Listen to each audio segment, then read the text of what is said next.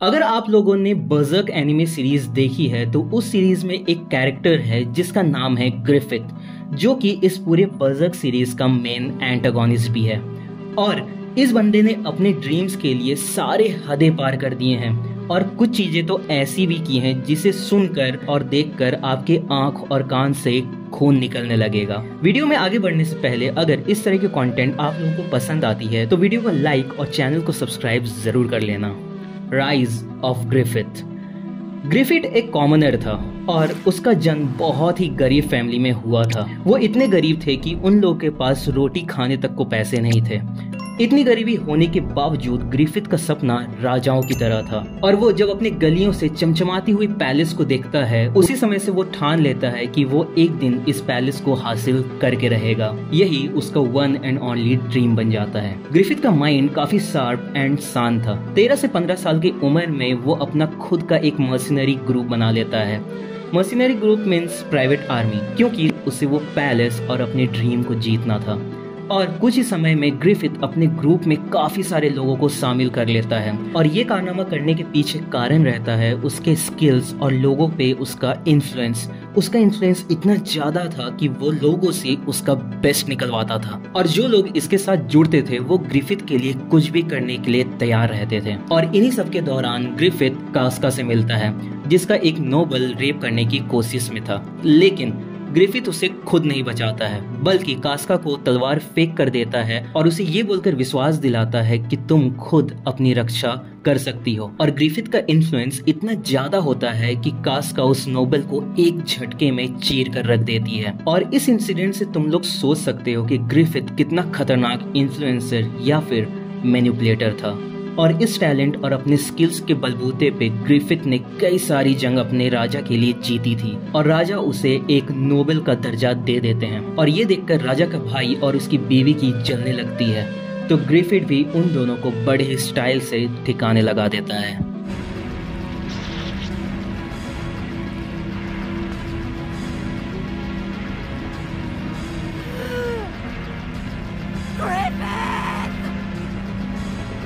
Entry of गर्ट्स। एक जंग के दौरान ग्रिफिथ की मुलाकात गर्ट्स से होती है और गर्ट्स के स्किल्स को देखकर ग्रिफिथ मेस्मराइज हो जाता है और अब ग्रिफिथ को गर्ट्स अपने ग्रुप में चाहिए था, बाय हुक और बाय क्रूक, और गर्ट्स उसके ग्रुप में शामिल भी हो जाता है। Do you mean it? From now on, he's a member of the Hawks. और इससे ग्रिफिथ को बहुत ज्यादा फायदा होता है जैसे कि उसने सोचा भी था। लेकिन गर्ट्स के आने की वजह से अब ग्रिफिथ में भी ड्रास्टिक चेंजेस आने लगे थे। जो बंदा कभी रिस्क नहीं लेता था अब वो रिस्क लेकर कई बार गर्ट्स को बचाता है और ये दोनों मिलकर बहुत ही इंपॉर्टेंट बैटल को जीतते हैं जो अब तक किसी ने सोचा भी नहीं था, वो इन दोनों ने हासिल कर लिया था। Fall of Griffith. एक दिन गर्ट्स ग्रिफिथ की बातों को सुनता है जिसमें ग्रिफिथ अपने सपनों के बारे में प्रिंसेस शार्लेट को बता रहा था और ग्रिफिथ की बातों को सुनकर गर्ट्स सोच में पड़ जाता है कि क्या वो हमेशा ग्रिफिथ के अंडर ही रहेगा और उसका खुद का कोई सपना है या नहीं है। इसी चीज को जानने के लिए गर्ट्स ग्रिफिथ और अपने ग्रुप बैंड ऑफ हॉक्स को छोड़ने का निर्णय लेता है। ग्रिफिथ गर्ट्स को रोकने की बहुत कोशिश करता है बट वो फेल हो जाता है और गर्ट्स ये सोचते हुए कि ग्रिफिथ को उसकी कोई जरूरत नहीं है, वो उसके बिना ही अपने सपनों को पूरा कर लेगा, ये सोचते हुए गर्ट्स ग्रिफिथ को छोड़कर अपने ड्रीम्स को खोजने निकल जाता है। और गर्ट्स के जाने पर ग्रिफिथ पूरी तरह टूट जाता है और जो बंदा कभी गलती नहीं करता था वो बहुत बड़ी गलती कर देता है। ग्रिफिथ अपने होशो हवास को खोकर वो जाकर प्रिंस शार्लेट के साथ इंटीमेट हो जाता है और ये बात किंग को पता चल जाती है और फिर किंग पूरे 1 साल तक ग्रिफिथ को ब्रूटली टॉर्चर करता है।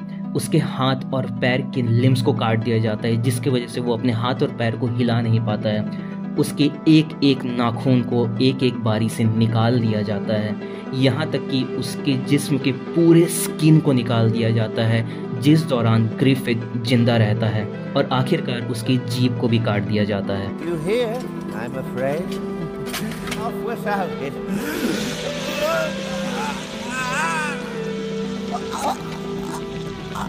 एक बंदा जो राजा की तरह था, बस उसके एक फैसले ने उसे इतनी बदतर हालात में लाकर खड़ा कर दिया था। ओह सॉरी, उसके लिम्स कट चुके हैं तो वो खड़ा नहीं हो सकता, इतनी बदतर हालात में डाल दिया था। Born of femto.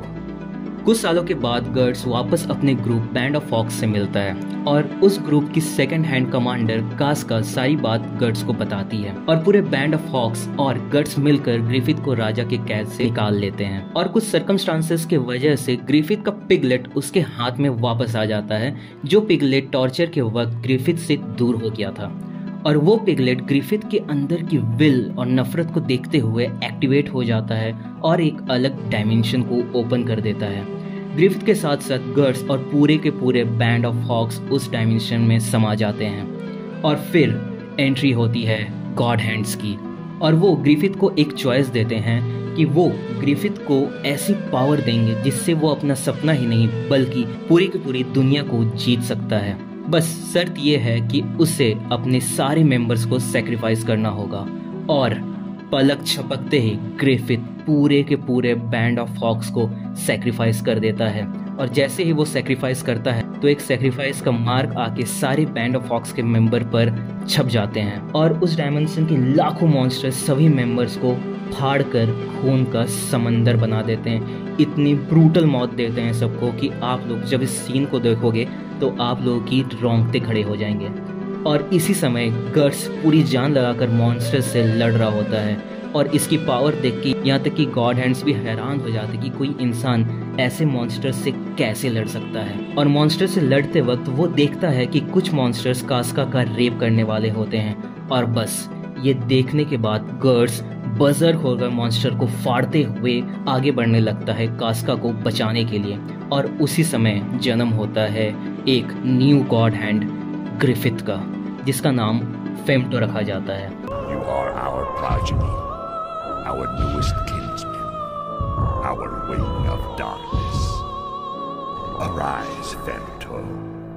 और फेम्टो उड़कर गर्ड्स के सामने आता है और कई सारे मॉन्स्टर गर्ड्स के हाथ पैर को दबोच लेते हैं। और फेम्टो गर्ड्स को मारता नहीं है बल्कि गर्ड्स के आंखों के सामने कास्का का ब्रूटली रेप करना शुरू करता है। और गर्ड्स कास्का को बचाने के लिए मॉन्स्टर के दांत पर वार करता है, लेकिन उसकी तलवार उस समय टूट जाती है और गर्ड्स उसी टूटे हुए तलवार से अपने बाएं हाथ को काट कर फेम्टो को मारने और कास्का को बचाने के लिए आगे बढ़ता है। लेकिन और भी कई सारे मॉन्स्टर आकर गर्ड्स को पकड़ लेते हैं और अपने पंजे घुसाकर उसके एक दाएं आंख को फोड़ देते हैं। और फेम्टो गर्ड्स के आंखों के सामने उसके आंखों में आंखें डालकर कास्का का ब्रूटली रेप करता है और उसे इम्प्रेग्नेंट भी कर देता है। ग्रिफिथ का सीधे गर्ड्स के आंखों में आंखें डालकर देखना ये दर्शाता है कि उसके अंदर कितनी नफरत भरी है गर्ड्स को लेकर, क्योंकि ग्रिफिथ ये मानने लगा था कि उसकी बुरी हालत का कारण गर्ड्स ही है। Madness towards dream. ग्रिफिथ अपने ड्रीम्स के टूवर्ड्स इतना ज़्यादा टिल्टेड था कि उसने अपने स्किल्स और टैलेंट के दम पर एक आर्मी खड़ी कर दी थी। ऐसे ऐसे बैटल्स जीते जिसके बारे में कोई सोच भी नहीं सकता था। यहाँ तक कि उसने अपने शरीर तक को बेच दिया था एक रात के लिए और अपने पूरे ग्रुप बैंड ऑफ हॉक्स को ब्रूटली सैक्रिफाइस कर दिया। तो ये सारी चीज़ें ग्रिफिथ को एक साइकोपैथ के साथ साथ one of the most brutal villain भी बनाती है। तो आज बस करते हैं। और इस सीरीज़ का एक फर्स्ट पार्ट भी है जो कि मैंने मादरा उचिहा के ऊपर बनाया था। अगर ये वीडियो आप लोगों को पसंद आई है तो वो वीडियो भी जाकर ज़रूर देखना। लिंक आई बटन पर आ रहा होगा, यहाँ लेफ्ट साइड या राइट साइड पर, तो वो जाके ज़रूर देखना। और वीडियो पसंद आई तो अपने लव्ड वन के साथ शेयर करना और एक कमेंट ज़रूर कर देना, उससे बहुत ही ज़्यादा मोटिवेशन मिलती है। तो मिलते हैं नेक्स्ट वीडियो में और तब तक के लिए take care and bye bye.